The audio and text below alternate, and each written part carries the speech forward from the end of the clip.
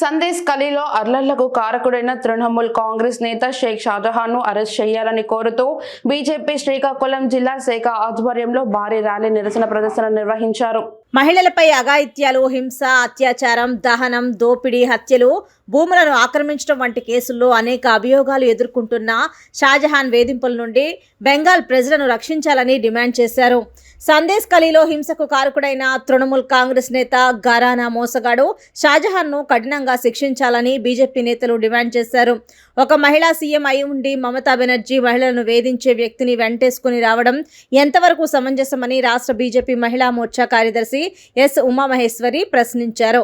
ఈ నిరసన ప్రదర్శనను పోలీసులు అడ్డుకున్నారు. పోలీసులకు బీజేపీ నేతలకు మధ్య వాదోపవాదాలు జరిగాయి.